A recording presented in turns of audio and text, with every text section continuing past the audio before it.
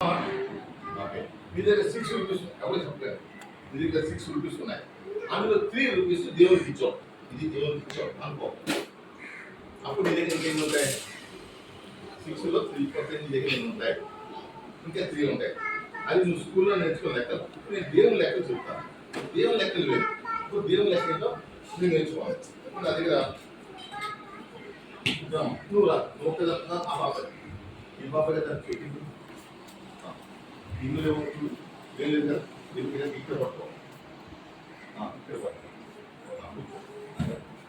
నువ్వు ఒక్కదా right. Okay, ఇప్పుడు నా దగ్గర 6 రూపీస్ ఉన్నాయి.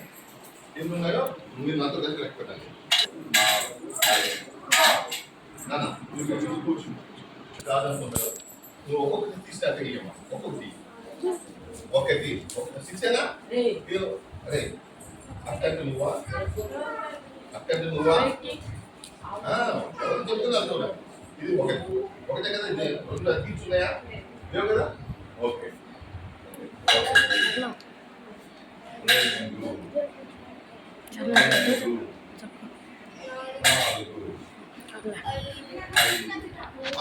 అన్ని ఒకటి ఉన్నాయి కదా, ఎక్కువైంది 6 ఉన్నాయి. ఈ 6 రూపాయలు నేనేం చేశానంటే దేవునికి కొంచెం పైకి అలా కూర్చో, అలా కూర్చుని పైకి.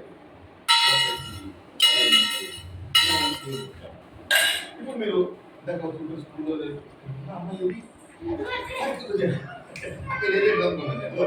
ఈ దేవునికి 3 ఇచ్చేసాను. నా దగ్గర ఎన్ని ఉండాలి? ఇంకా దానికి 2 ఉన్నాయి లెక్క పెట్టుకున్నా. దేవునికి ఇస్తే మనకి ఏం తక్కువ?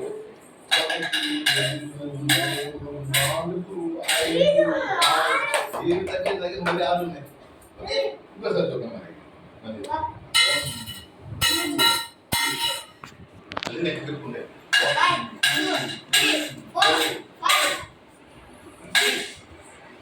దేవునికి ఇస్తే మనకి ఏమి తగ్గడం లేదు. ఆయన మనకి మళ్ళీ ఓకే. ఈసారి నేను దేవునికి ఇస్తలేదు. దేవునికి ఇవ్వకుండా నేను ఏం చేశానంటే ఒక చాక్లెట్ కొనుక్కోవడానికి. ఓకే, నా దగ్గర ఉన్నాయి. ఇప్పుడు 6 రూపీస్లో నేను 3 రూపీస్ ఇచ్చి చాక్లెట్ కొనుక్కున్నాను. చాక్లెట్ కొనుక్కున్నాను. నా దగ్గర ఎన్ని ఉంటాయి? నాకు మ్యూజిషియన్ కదా, ఎప్పుడు 6 ఉంటాయి. చూడాలి ఫ్రీగా ఉన్నాయి. ఎందుకంటే నేను చాక్లెట్ కొనుక్కున్నాను కానీ దేవునికి ఇవ్వలేదు. దేవుడు మనకి ఇస్తాడు అన్నమాట. ఇప్పుడు నా దగ్గర ఎన్ని ఉన్నాయి? 6.